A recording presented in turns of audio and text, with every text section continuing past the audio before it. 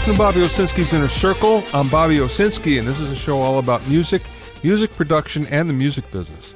My guest today is engineer Gary Noble. But first of all, Sony Music is instituting in-house vinyl pressing once again. Now, this is kind of interesting because once upon a time, Sony had some of the biggest pressing plants in the world, and they have multiple ones just in the United States and big pressing operations just about everywhere. And then they sold them all off just about the time digital music started to come in. And now it looks like they're getting back into it again. First of all, they're starting in Japan, and then they're going to move to the UK. And what's interesting as well is the fact that in the existing Sony studios, recording studios, they've now also installed lathes. Now, Sony even gave up on some of their studios, but now it looks like they're coming back around again to having in-house operations. There's one big problem, however. They can't find enough experienced engineers. And this is experience primarily in cutting vinyl and pressing vinyl. Since the vinyl craze started up a few years ago, just about anybody that knows anything has been hired. And if not, they're working for themselves and they're making a pretty good living. So Sony might have a problem on their hands staffing up. That being said, if you're looking for a gig and you know anything about vinyl, contact Sony.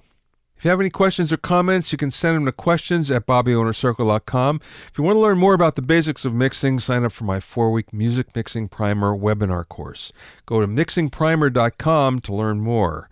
Also, check out my new Hitmakers Club for access to a powerful online group, all of my courses, monthly workshops and Q&A webinars, core basic training, and much, much more. Go to hitmakersclub.com to find out all about it. Now, I saw an article not too long ago about some vocal mixing mistakes, and I thought I would put my own mistakes together. So this is 6 typical vocal recording mistakes that I see happening, or I hear happening. The first is when engineers ignore the room. The room sound is a big part of a vocal recording.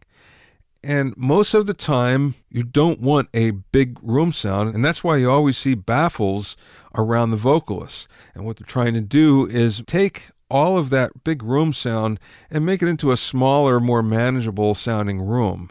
So you can't ignore the room, especially if it's a small room that has some bad reflections. That could really make for a bad vocal sound. So you have to be well aware of your room, first of all. The second thing is you can't assume that the best mic that you own is going to work on every vocal. Many times you'd be surprised at what is the best mic for a particular vocalist and on a particular song. Sometimes what works for a vocalist on every other song might not work on one in particular because of the arrangement. So you have to be aware of all this. You can't always rely on your best mic, and just because you have a really, really good tube mic, for instance, you just can't assume that it's going to work on every vocalist. The next thing is ignoring rumble. There are high-pass filters on microphones and preamps for a reason, and that's to get rid of some unwanted rumble, and some of it is so low that you can't even hear. Things like truck rumble from outside, which, again, is so low, but registers on the meter if you look at it close enough. And also, the fact of the matter is, this is all cumulative. You get a lot of rumble across a lot of mics, and all of a sudden you have garbage happening in the low end that's really getting in the way of the frequencies that you want to hear.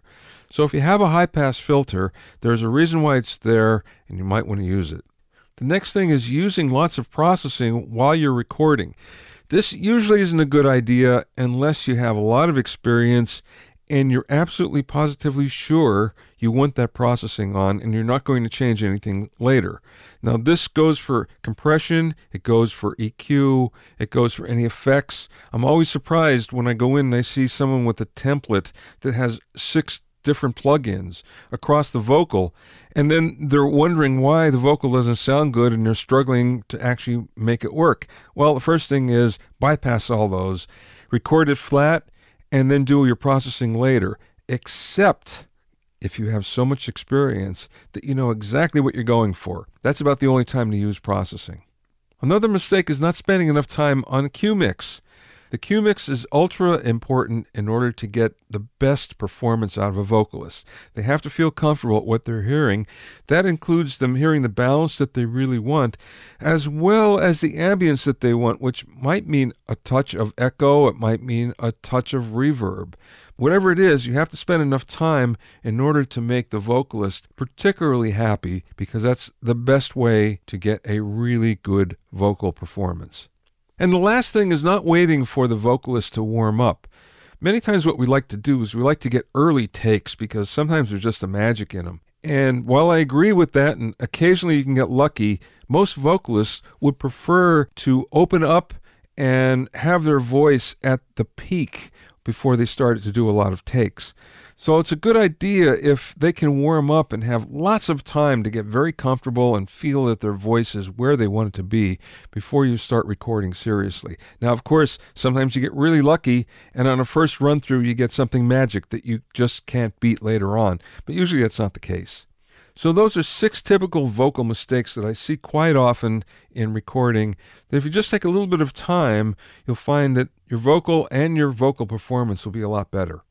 My guest today is engineer Gary Noble, who's won 3 Grammys and has been nominated 18 times for his mixing and recording work. Gary's credits include Amy Winehouse, Jessie J, Josh Stone, the Fugees, Wyclef Jean, and many, many more. I spoke with Gary via Skype from his studio in Miami. I looked at your resume, I looked at a lot of things that you did, and one of the things struck me is that you started pretty late in the business. How old were you when you kind of got into all this? In my 20s, like mid-20s. Did you have a mentor that kind of pushed you along? Yeah, what happened was I started DJing was like when I was like 15. And I was doing that for a while, and I wasn't as successful as these guys now, because back then the opportunities weren't the same, but I was making a decent living while I was still going to school and stuff like that. But also my family, they didn't really see music thing as a viable option. They wanted me to go to school and get my, electrical engineering degree or something to that effect. And so I kind of hesitated on doing it. But then after a while, I realized that I kept being pulled. Even when I was in school on weekends, I would, in between doing parties and stuff like that for extra money, I was still being pulled into the studio. And I just decided one day that I'm just going to try and do it. But even when I first started doing it, I had a regular job during the days. Like I worked like 6 a.m. to 2 p.m. and then go to the studio after that and work to whatever. So I was sleeping like an hour or two every day. Like on my lunch break, I would go in the car and sleep and tell my friend to come wake me up to go back to work and stuff like that. I did that for a little while, and until I felt I was ready to commit, and I just made the jump. The guy who I started with, his name is Franklin Grant. It's a guy. He was a military guy that was doing music, and I met him. He was actually my neighbor. He lived across the street, and there was another guy that lived on my block. Don Davidson, who was doing music on the side too, but he was in the mostly in the reggae marketplace. But he was the first one I went to the studio with. And when I walked in, I was like, oh man, this is nice. I was looking on the equipment, I was talking to the guys, the musicians and the engineer and everything. But when I went with Frank to the studio in Brooklyn, Restoration Project, and I walked in, and they had an MCI console, a studio tape machine. They had the Uri 813s in the wall. Remember those? Oh, I do, yeah. Yeah. And I stayed there the whole night and watched the whole session go down. The guys on the session, the musicians that were recording, were the keyboard player and the drummer from Mtume at the time. Nice. So, yeah. So I got to talk to them, and that's the first time I touched a drum machine also. It was a Linn drum. Remember the original Linn drum machine? You bet. They had one there. So I had the headphones on, and they told me, hey, try this out, check it out, blah, blah, blah. And when the session was over, I went to him and told him, listen, I think I really want to be an engineer. I think that's what I need to do. And he said, well, I hear that every day. If you're serious, go to IAR, Institute of Audio Research. Yeah. Do the Modern Recording Technology program. And when you finish that, come back and see me. So I did it. And when I came back, I said, listen, I did the program. I'm ready. Let's go. And he was like, oh, so you're serious? He said, at least 20 people said that same thing to me, and you're the only person who went actually did what I told him to do. He said no one else that asked him to be an engineer went and did the program. I was the only one. And then that's where it started. Then after that, he introduced me to Salam, Remy, and Van Gibbs, his dad.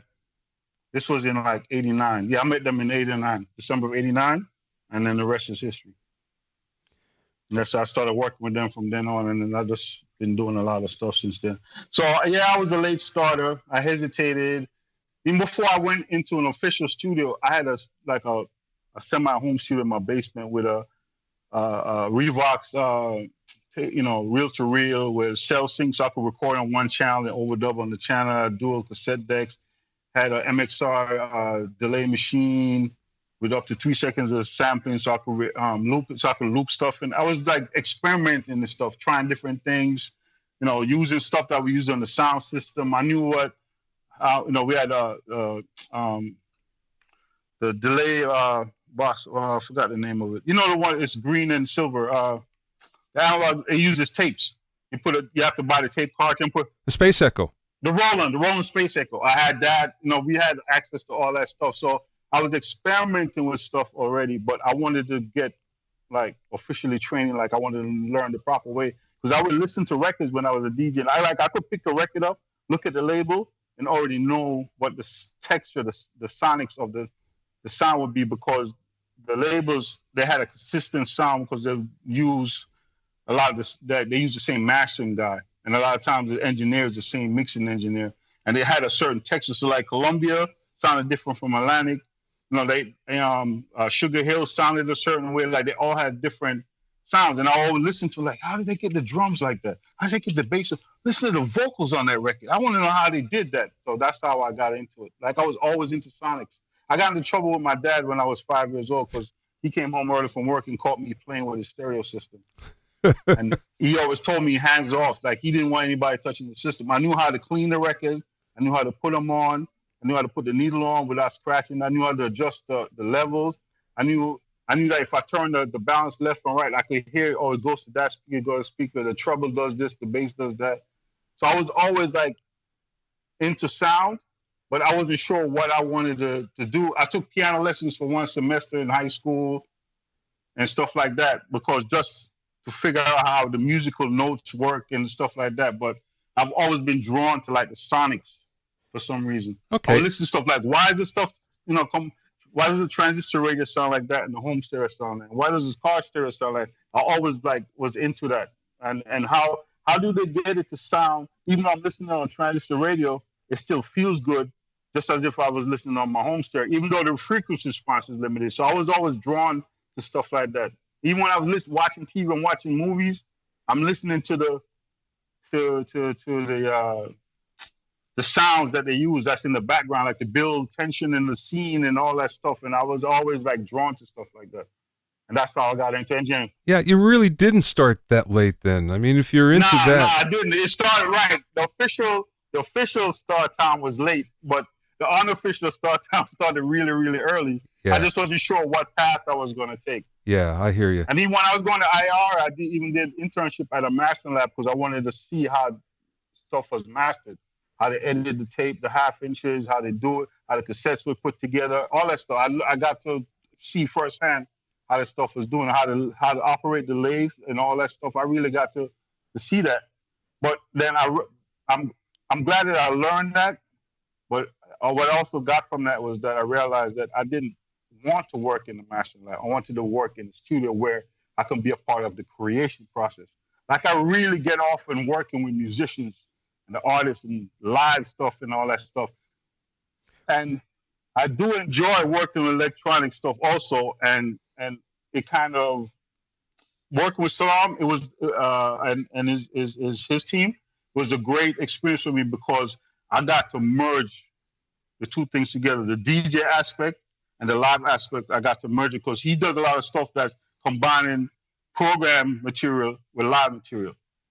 Like he really excels at that. So we got to do a lot of stuff that it sounds and feels completely organic, but it's a mixture of both. Like what a lot of times we were mixing stuff, and I had to take stuff that was a sample or interpolation of a sample and make it sound like it's completely live, and vice versa. Sometimes they want the live stuff to sound like it was sampled when it wasn't sampled. So I really got to do all that stuff and experiment and try different stuff. And then we would do stuff at Sound and Sound, the Hit Factory, the old Hit Factory, Yeah. Unique. One of my favorite series of record was Soundtracks. Remember Soundtracks? Yeah, you bet. First on Broadway. Yeah. Yeah. We used to be in the A room a lot on the NVR. I like that room. Well, wait, let's come back for a second. You just mentioned about when you're taking samples and when you're taking loops and electronic tracks and making them sound more natural. What was the trick? What did you do? Oh, what I did was I would listen to the track, right, and then figure out what do I need to do to enhance it. Do I need to add more sheen, or does it need more mids or less mids? A lot of times I end up doing subtractive EQing. Yeah. And then to kind of expand the track, and then sometimes I would try to find a reverb that matched a little bit more, add just a little bit. It's not enough to where you're going to say, oh, you add a reverb. But when you mute it, it's like some of the space would disappear from the track. Yeah. So what I would do is I would listen to the live instruments, listen to the sample, and say, okay, what's missing from this one that I need to add to make it sound more like that one? And then I got to, because of the way he works, like he can listen to like a sample drums, and then he could play live hi-hats on top of it, and I would blend the live hi-hats into the sample, but then open the sample up. So now that instead of them sounding like two distinct things where it sounds like a sample drum break with a hi-hat on top, it just sounds like one solid thing. Yeah. So it just sounds like one solid drum break or one solid live drums or whatever, depending on what he was looking for that particular song. And one of the things that I like about working with him is like every mix was different. Like every mix called for something. Because we worked on so many different genres of stuff. Like, yeah, we did a lot of hip hop. Yeah, we did some reggae stuff, and we did some jazz. We did some R&B, alternative rock. Like we did a lot of different things, and we had to like merge. Sometimes we had to merge multiple genres together on one project. At the time we're doing it, it's like, oh man, this is hard. This is how we're gonna make this work. We kind of figure out. Sometimes it just takes one style. Like we could take sample drums and then play live bass and guitar on it, and then have the artist performing it, whether they're rapping or singing. And when the listener hears it, it just sounds like a record. They don't care about where it came from. All I know the ultimate goal was to make it feel good to the listener. That's was the ultimate goal. So whatever I had to do to take it there, that's what it was. Sometimes I would take a sample and split it 4 or 5 times on the console. So I have the first tracks, 2 channels would be the sample naturally. Then I would have one that's like all mostly sheen. Then one where I gated the kick out, gated the snare out. Then another one that's mostly sub, and like just try different things and mess around with the balance of it.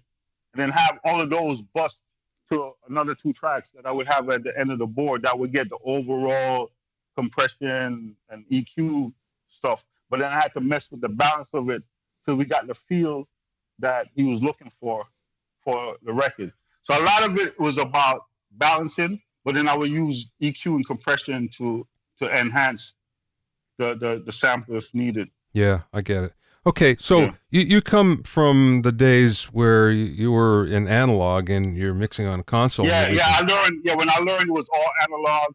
I was either working on the SSL or a Neve with the Studer machine or a Atari machine, or we also used a Tascam machine, which is actually a good sounding machine, even though it was considered prosumer, not really professional, but it was actually a solid machine that sounded great. I remember one time we had this tech, Greg Hanks, I think his name is. He came out to check out the machine. You remember Greg, right? Yeah, I he do. Came and checked out the machine, everything, and he was like, wow, this machine is really great, man. I'm surprised more people are not using it. He said the transport is very well made, it's very solid, and the head bump on the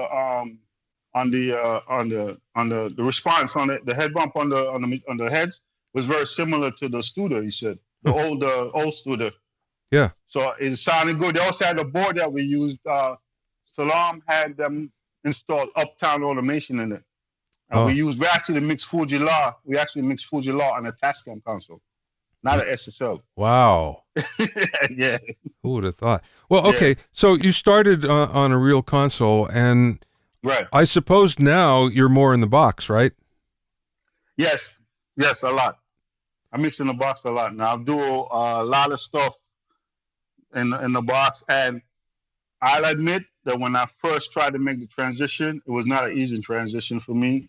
I had to rethink a lot of things because digital, as you know, is a different animal from analog. There's no plus anything. Yeah. Zero is the maximum you can go.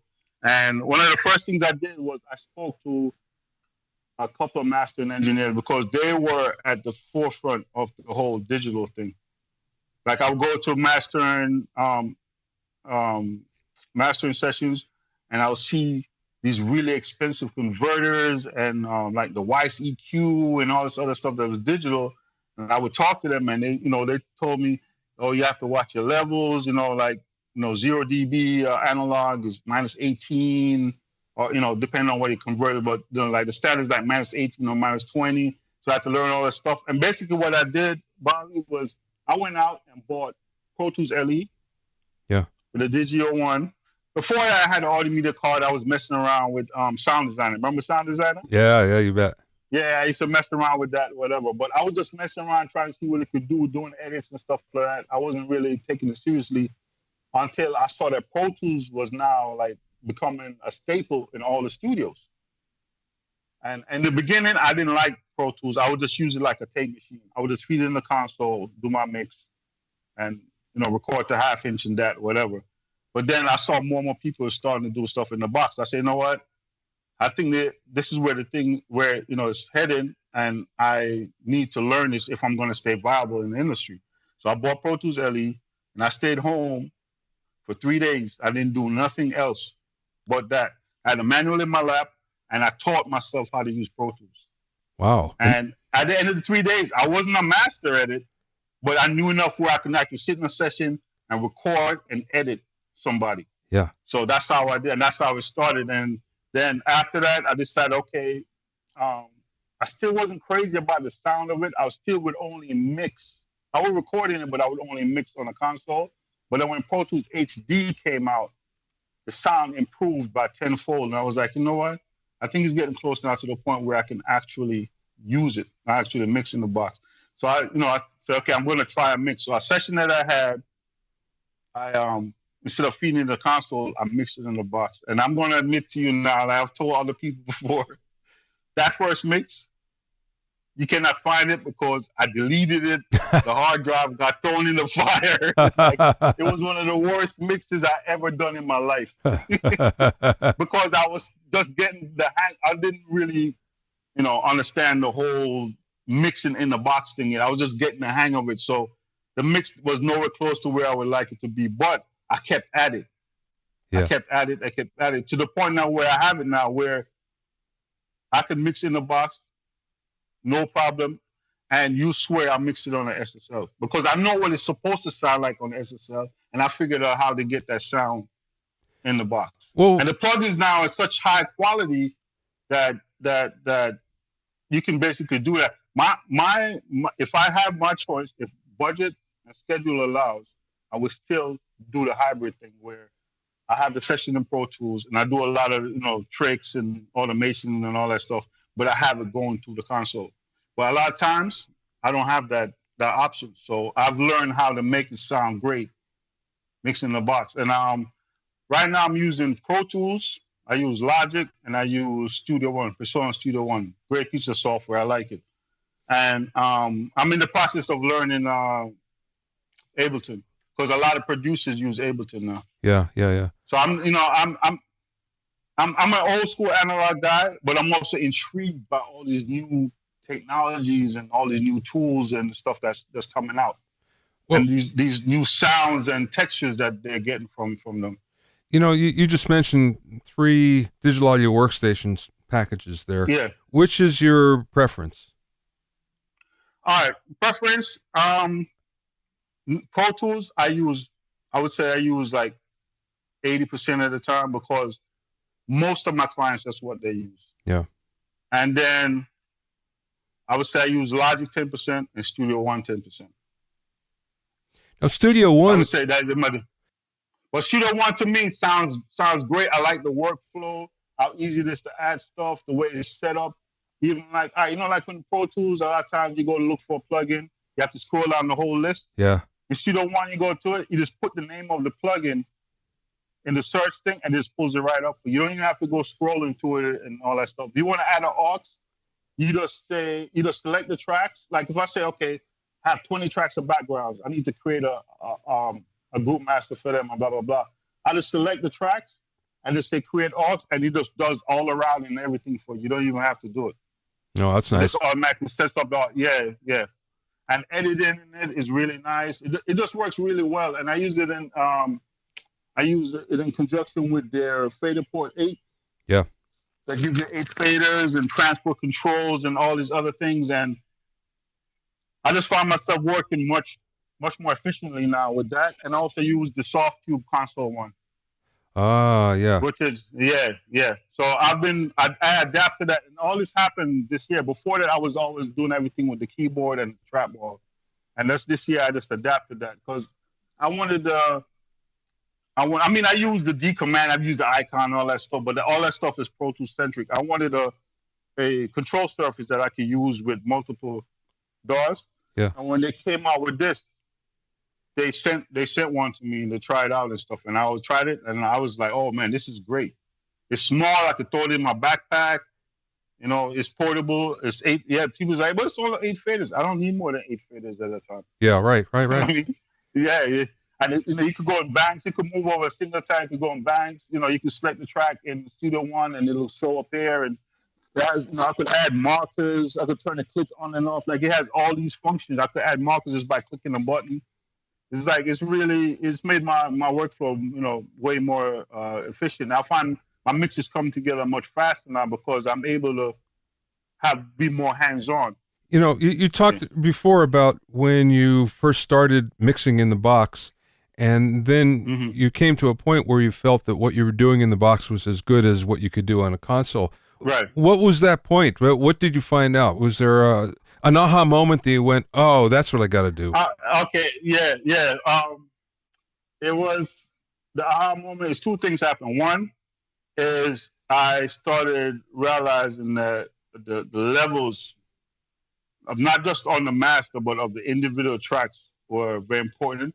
And the gain staging, the same thing I used to do with the hardware, I have to do with the plugins. The gain staging of the plugins is very important too. And the sound improved drastically when I started doing everything in 24-bit instead of 16.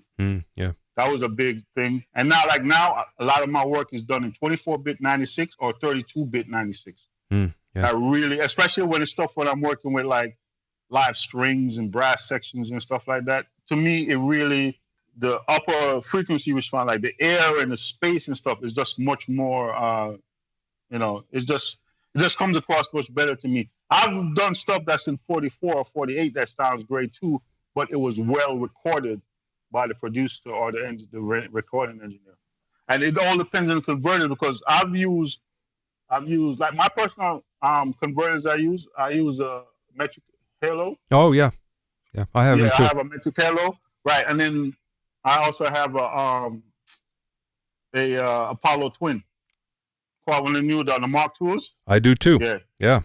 I like it. So that was one thing. The other thing was the UAD plugins. Yeah. I started using checking out. I don't remember who turned me on to them first, but I've been using them. Like I saw them online, I saw them in magazines and stuff, but I've been using them since day ones when they were just UAD 1 cards. I actually still have my Digi chassis with the 4 UAD cards in it. I don't use them, but it's still there. Yeah. Now I'm using an Octo satellite. I have a quad satellite, and I have the Apollo Twin. So when I mix, UAD plugins is all over it. One, because they actually sound good to me. People say, nah, you just like it because of the graphics. I was like, no, they actually sound good to me. Like when I turn the knob on a Neve plugin, it responds similar to how the Gears plug. Is it exactly the same? I don't know, but I know I can get good sound out of it. Yeah.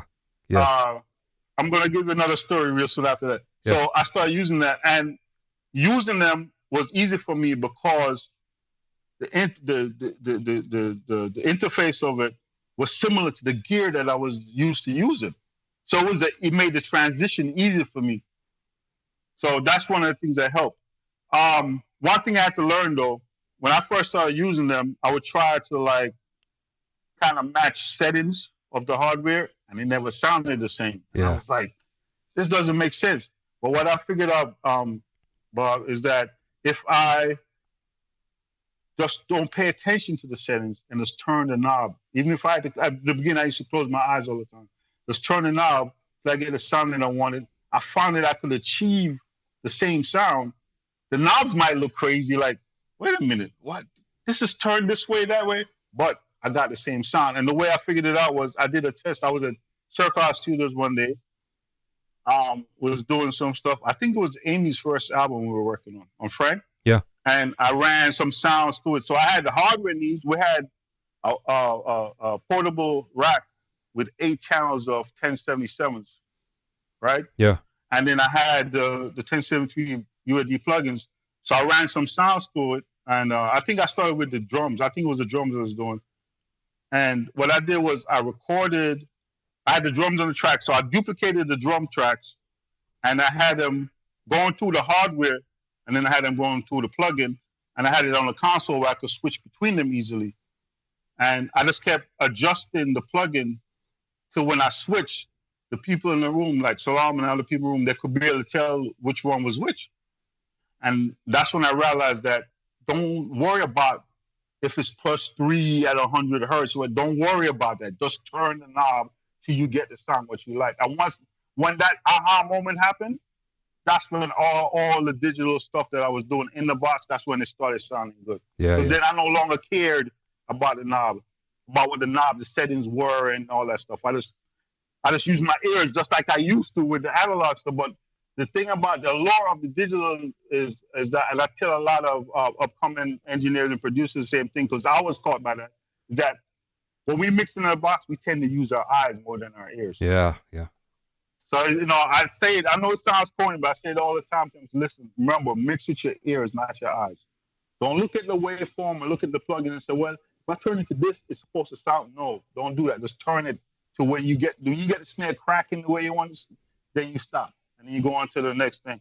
Another thing I do, which I brought over from the analog world, is that when I'm mixing, I don't compress in solo. I don't solo when I'm compressing or EQing. I do it in the context of the mix. That's a good tip. Yeah. Yeah. So that's something that I stress to people all the time when they ask me questions to deal with, mixing and stuff like that. And yeah, that's basically this. That was my aha moment. Yeah. That day when I did that, I was on a G Plus, and I had the knees there, and I had the UAD, and we were running to Pro Tools HD and all that. Yeah. I was using remember the Crane song? Yes, absolutely. 192? Yeah. Yeah. Great box. I love that box. I use that on a lot of things. I did use that. I used the Prism A to D, and I used the UA 2192. Nice. Yeah. So I was trying different things, experiment with different things, and that's how I figured out. For me, that was my aha moment that you just asked about. Yeah, got it. Okay, so you just mentioned you did a lot of mixing on the various SSLs. So right. I'm sure you got used to using the mix bus compressor. So now when you mix in the box, what do you put on your mix bus? I use, believe it or not, I was one of the few guys that didn't really go crazy with that mix bus compressor. Oh, okay. I didn't use it a lot. Like I would use it every once in a while. Even when I did, I would use it like just very lightly, just to kind of add like a little, SSL glue to it. But I wouldn't have the meters jumping around. In other words, the difference it was a very subtle difference when it was in or when it was bypassed. I didn't really depend on it to bring the mix together. Yeah. But I found that when I went in the box, I had to put stuff on a master fader to really get the sound that I was looking for. A lot of times what I use, the two units that I always seem to use, not always, but when I feel like it's needed, is I use the ATR 102. Yeah. And I use the Shadow Hills. Oh yeah. I like the Shadow Hills. Yeah, both of those UAD. Yeah. Yeah. I Yeah. like both. I like using those. Lately, because I have the console one, I've been using the way the console one works is you just put the plug-in insert on all the tracks. It doesn't use any CPU when it's just sitting idle or when you start using it. Yeah. And then what I do is I'll pull up. It comes standard with the SSL strip. So I just pull that up, but it also controls UAD plugins. So I just pull that up and then I just go through and adjust it just like I was on an XSL console. I start doing the compression and the EQ and everything, and I'm able to dial in the sounds like really fast. Whereas before I would literally put them, from UA channel strips, which uses up a lot of DSP. That's why I had to get an octo because you run at 96K, it cuts your voices in half. So, my DSP usage went way up. So that's why I ended up getting an octo. But the soft cube SSL actually sounds pretty good too. So I use a combination of both of them now to get stuff sounding right. So you mentioned before about doing Amy Winehouse's first album, and I understand, and maybe you can confirm this, I understand that she didn't really do a lot of takes, that most of her vocals were... And I find this interesting because I did a book with Ken Scott, who was David Bowie's producer, obviously, for 4 albums, and he told me that there was only one song that he remembered that they actually overdubbed a vocal. Everything else was first take. And when I'm reading this about Amy, I'm thinking, wow, this is pretty much the same. True or not? Yeah, very few takes. The most we do like maybe 3, 4 tops. Like she's a performance artist. So she go in the booth, like a lot of songs that were put together was she'd build a song playing on a guitar or on a Wurlitzer, right? Yeah. Then we put together like a dummy track, like a dummy drum track, and she'd go in the booth and she would sing the song down, playing the guitar. Then we kind of flesh the track out. Salon would add stuff, live bass. He plays upright bass, by the way. He plays upright bass and standard bass and drums. And then we'd have, Vincent Henry come in, add some horn parts, oboes, clarinets, whatever, sax. And we kind of like flesh it out, and then she'd come back in and do the final vocal. And I would literally, Bob, no exaggeration, hit record, and he would just sing the song from top to bottom. Wow. Then we go back, I do a new playlist, hit record, she's singing on, and then we go back and listen and say, okay, we like the first verse from take 3. We like the second verse from take 2, and then the third verse from take 1, and then use the vamp because she just opened up, like she was just playing around with it, and we like the energy from it, stuff like that. That's how it used to be. I wasn't sitting there constantly punching. Okay, we have to punch. She didn't like that. She likes to just perform the song. And that's why she was able, when she went on stage, that's why she was able to do so effortlessly, because that's how she always does it. Yeah. Even when she's writing in the studio and she has a song written out, she's literally sitting with a notebook next door, and she's on the couch with the guitar, playing the song and singing it. And then she finishes, okay, what do you think? Wow. Yeah, she was that type of an artist, yeah. Very cool. Well, okay, so you've done a lot of different types of music, a lot of different genres. Mm-hmm. Is your approach different when you go into a particular one?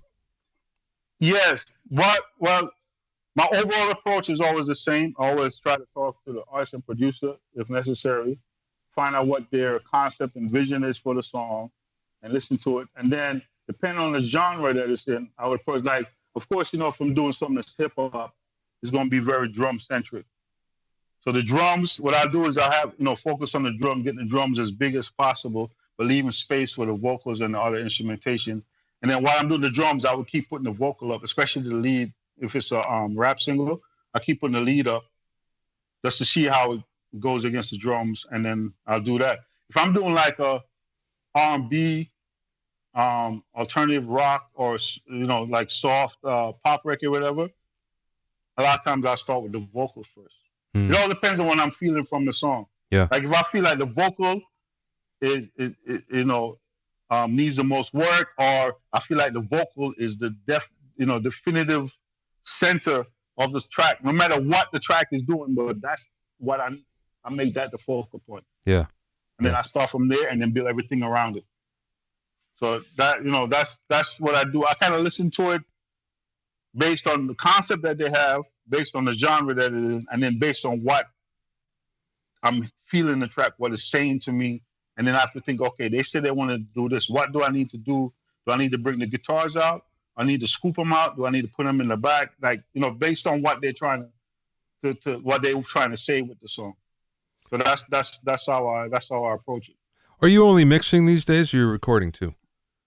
No, I started doing some recording again because to be honest, I miss being in the studio. One of the most fun sessions I've had in a long time was 2 years ago. I went to 2.5 years now. I went to London to work with this great artist named Kate Earl on a project, and we did everything live. There was nothing sequenced, and I was in there. We had a drummer, we had a bass player, we had a guitar player, we had a keyboardist. We recorded everything live, and everything was one go except for the stuff that we had to overdub, like grand pianos and guitar solos and stuff like that. Because of course, because we do it, everybody's in the same room. We did at Rack Studios. Oh yeah. So we had a panel. Yeah, they had a movable panel that they set up for the drums. So the drums kind of isolated to keep the noise level down. The guitar amps were, they made a makeshift kind of ISO box type thing. And then we did a makeshift booth for her using gobos with, that she could see out and interact with the rest of the band. We put up a couple of different mics and tried different things. And once we locked into the sound, we decided to use that. Worked with this great recording engineer. I forgot his name. Mike. I can't remember his name, but good guy. Overall, the staff was excellent. I had no issues. Everything went smoothly, and when it didn't, they, on top of it. We got to record through API, original API that was built for that studio.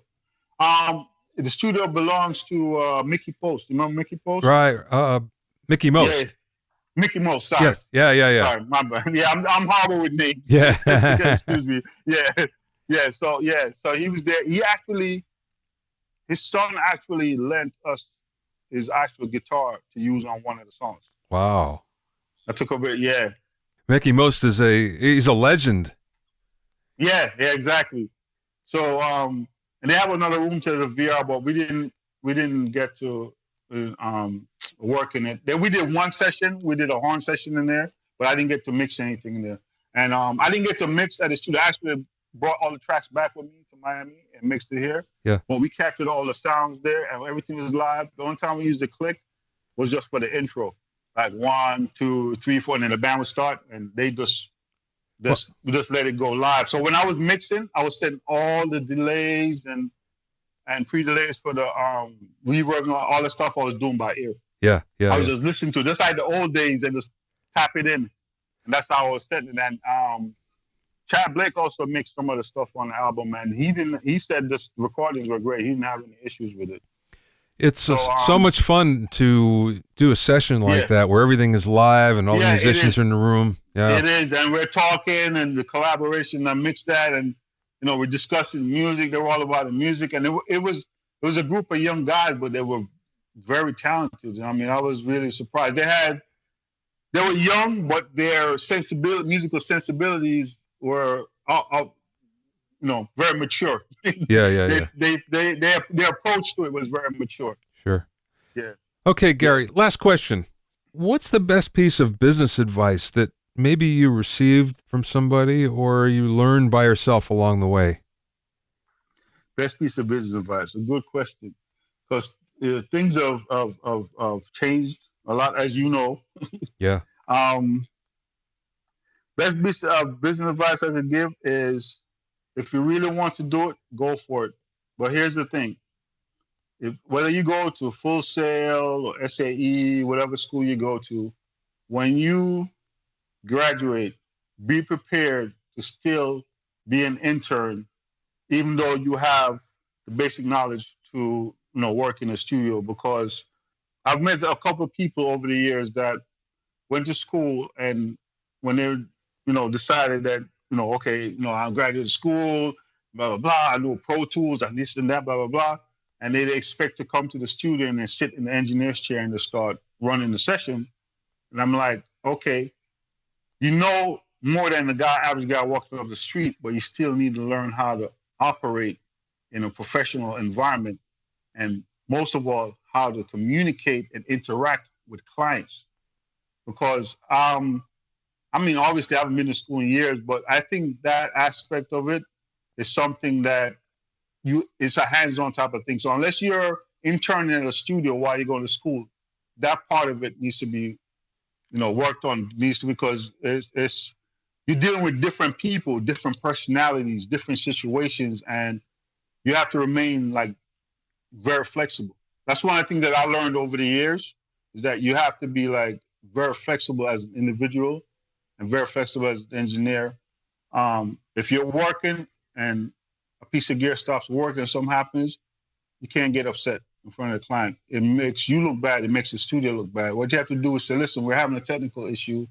Give me a few minutes. Let me figure it out. And then you call the tech for the studio if there's one. And in the meantime, if there's not one available, you can't get there for an hour or two, then you try to work around the problem. Throwing tantrums and stuff is not a good look for you professionally or for the studio. Because when you're working in the studio, whether you're on staff or you're freelance, you're representing that organization. So I think that that's something that people need to keep in mind when they're doing stuff. And another thing is, when you're working with clients and they ask for something, even if you don't like it or you don't think it's right, still try to give them what they want. Because at the end of the day, it's their song. You have to remember, the music is like, it's a part of them. It's like a piece of their soul. So when you try to deny them what they're looking for, they take it personally. Even though you're just doing your job, it becomes very personal for them. So you have to like know how to walk that fine line between getting the job done to the best of your ability, but making them happy at the same time. Yeah. And that only comes with time. You might want to check out Gary's very informative blog at GaryNobleShow.blogspot.com. That's Gary Noble Show, Noble Show, SHOW. That's all one word, at blogspot.com. Thanks for listening and being in my inner circle. Remember, if you have any questions or comments, you can send them to questions@BobbyOInnerCircle.com. To listen to other episodes of Bobby Owsinski's Inner Circle, go to BobbyOwsinski.com and select the podcast tab, or you can go to BobbyOInnerCircle.com or find it on iTunes, Stitcher, Mixcloud, and Google Play. At BobbyOwsinski.com and BobbyOInnerCircle.com, you'll also find a sign-up form for my newsletter and for alerts for new podcasts. This is Bobby Owsinski. I will see you next time.